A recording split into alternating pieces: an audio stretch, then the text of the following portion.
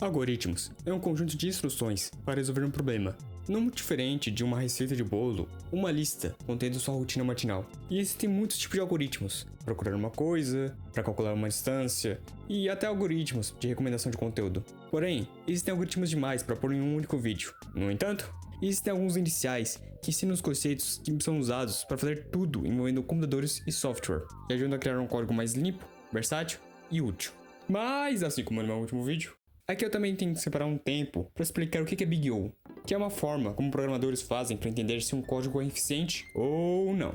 Como dá para ver nesse gráfico, temos 6 níveis principais de performance. Claro que existem outros níveis de performance, dependendo do seu código, mas por agora, foca em entender esse gráfico e como a performance diminui conforme o número de elementos aumenta. O desempenho do código, tanto na velocidade dele quanto no uso de memória, vai depender de como o código se comporta. Se um código precisa pegar o último item de uma lista, ele é constante, mas se ele precisa passar por cada item da lista, então ele é linear. Ou também a função dele pode ser que ele precisa achar um item, e uma forma de fazer isso é dividindo essa lista ao meio muitas vezes, fazendo com que esse código seja logaritmo. Sim, eu sei, maths, matemática, mas eu te garanto que, na prática, Big O é fácil de entender, e é quase intuitivo de ver como o código se comporta só olhando pelo gráfico.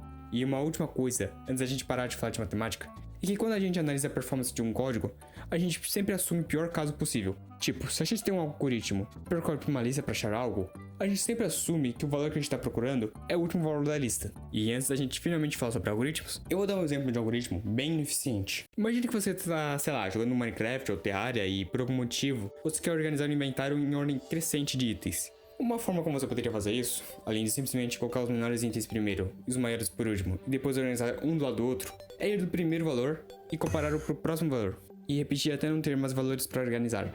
Se fosse uma lista pequena de coisas para organizar, tipo 4 ou 5, tudo bem, mas se fosse 32, você vai ficar um tempinho aí. Isso acontece porque esse tipo de algoritmo, essa forma de resolver esse problema, é quadrática, ou seja, é a lista multiplicada por ela mesma. Então, se a gente usasse esse mesmo método, esse estilo de organização, uma lista de 10 itens, a gente faria essa operação 100 vezes. E agora que a gente já entendeu a importância de um algoritmo eficiente, vamos voltar a falar sobre algoritmos em si. O primeiro tipo de algoritmo que a gente vai falar são os algoritmos de busca. Nesse tipo de algoritmo, o computador é programado para procurar por uma lista de itens até achar uma coisa em específico. E existem dois algoritmos principais de busca, o de busca linear e o de busca binária. O linear vai de item em item até achar o que está procurando ou chegar no fim da lista, sem ter achado nada. Já o de procura binária divide a lista ao meio e analisa se deve procurar na metade que é maior ou na metade que é menor, ou se o item no meio é exatamente o que está procurando. Então, repete esse processo, até achar o item ou terminar a lista. No entanto, a procura binária é bem inútil se a lista estiver desorganizada, e por conta disso, alguns desafortunados, algumas pessoas inteligentes, decidiram criar algoritmos para organizar uma lista de itens, chamados de algoritmos de ordenação. O mais simples, e provavelmente o primeiro que você vai fazer, é o algoritmo de bolha, que a gente simplesmente passa pela lista, comparando valor a valor imediatamente após. No entanto, um problema desse algoritmo é que ele tem que fazer essa comparação para cada item na lista, para que o que esse algoritmo faz é literalmente arrastar o item até o fundo da lista, ou até encontrar um item maior que ele, o que faz com que você precise repetir isso para cada valor da lista, ou seja, um algoritmo quadrático.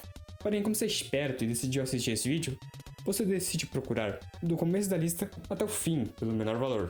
Então colocar continuamente esse menor valor na primeira posição disponível na lista. Porém, esse algoritmo, chamado de Selection Sort, ainda é exponencial, mas parabéns! Você aprende a mexer com índices, uma habilidade que vai ser bastante útil para algoritmos mais eficientes, como o Insertion Sort. No Insertion Sort, a gente pega o item e compara com os itens imediatamente atrás na lista. Se esse segundo item for maior que o valor que a gente tem, a gente pula esse segundo para frente, se não, a gente troca os dois de lugar. Porém, todos esses algoritmos são relativamente ruins, quando comparado a algoritmos como o Merge Sort.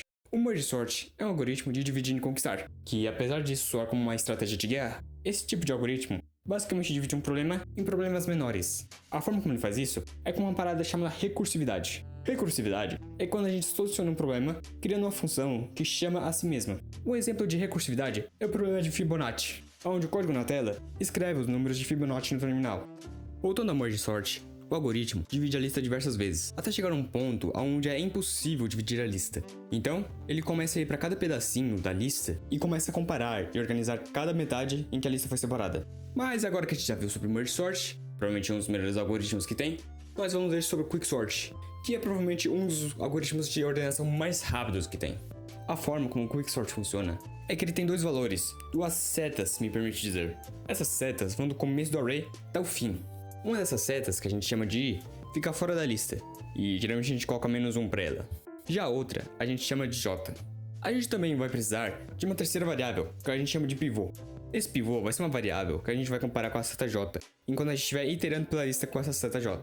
Se a seta j encontrar um valor que seja menor que o pivô, a gente aumenta o i e troca os valores que i e j guardam. Daí quando o j alcança o pivô, que geralmente é o último valor da lista, a gente aumenta o i de novo e troca o i e o pivô de lugar. E se você reparar bem, todos os itens que estão à esquerda do pivô são menores que ele, e todos os itens que estão à direita do pivô são maiores que o pivô. E agora que a gente organizou de certa forma a lista, a gente divide ela e repete esse processo, até todas as semilistas estarem organizadas. Então, a gente junta elas na lista principal. Show! Aprendemos a organizar uma lista e a procurar na lista. Mas e agora? Agora, a gente vai falar sobre algoritmos de busca em grafo. Como eu mencionei no meu vídeo anterior, árvores e grafos possuem algoritmos para procurar por um valor, que se dividem em procura em largura e profundidade. A procura em profundidade é um algoritmo bem simples, e que a gente usa recursividade em cada node da árvore. Por isso, a gente acaba indo fundo em um galho, até que o algoritmo tem que retornar para processar os outros galhos da árvore.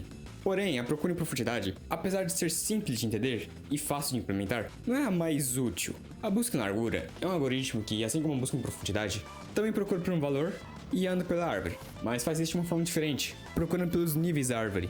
A forma como ele faz isso é criando uma fila, onde toda vez que ele encontra um node, ele guarda esse node na fila, e então, quando não tiver mais node para botar na fila, ele tira um desses nodes e processa ele, até acabar a árvore. Mas só um adendo aqui, esse algoritmo também serve para grafos, mas como nele muitos nodes podem apontar para o mesmo node, a gente adiciona uma lista, e nessa lista a gente adiciona todos os nodes que a gente já visitou, para não correr o risco de ficar preso em um loop infinito ou algo do tipo. E já tocando no assunto de grafo, um algoritmo egoísta é todo algoritmo que tem como fundamento o uso de curto prazo ou as decisões mais benéficas para solucionar um problema. Um exemplo de algoritmo egoísta é o problema da moeda, onde você possui uma lista de valores de moeda e você precisa preencher uma quantidade de dinheiro usando o mínimo de moedas possível. Esse tipo de algoritmo, apesar de ser eficiente, muitas vezes não é a melhor solução do problema, e alguns até diriam que é quase como solucionar um problema na força bruta, e não existe maneira melhor de demonstrar isso do que com esse tal problema de moedas. Se a gente tem que juntar as moedas de valores 1, 3 e 4 para formar 6 centavos, o algoritmo tenta solucionar esse problema com uma moeda de 4 centavos e duas de 1 centavo. Mas a melhor forma seria com duas moedas de 3 centavos, já que 3 é menor que 2. Apesar de ser quase sempre a segunda maneira mais eficiente de resolver um problema, ainda tem situações em que o algoritmo egoísta é o melhor para a situação. E um dos maiores exemplos de algoritmos egoístas úteis é o algoritmo de Dijkstra. Esse algoritmo é usado para encontrar os menores caminhos de um grafo, mas quando a da busca em largura, esse algoritmo leva em base o node mais barato de viajar. E isso faz com que ele seja muito usado em algoritmos de pathfinding, GPS, qualquer coisa em que o computador tenta encontrar um caminho. Na versão que eu escrevi, esse algoritmo anda por cada node do grafo, e se ele não registrou ainda, ele guarda a distância que esse node está do node do grafo que ele começou.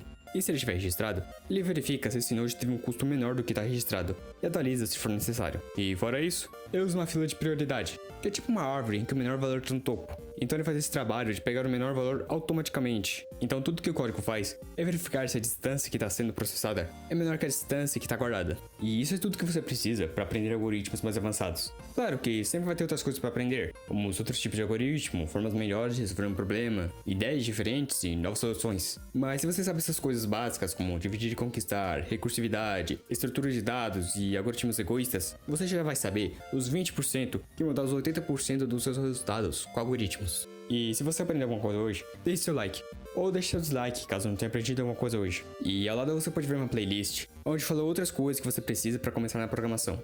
E no mais, tenha um ótimo dia.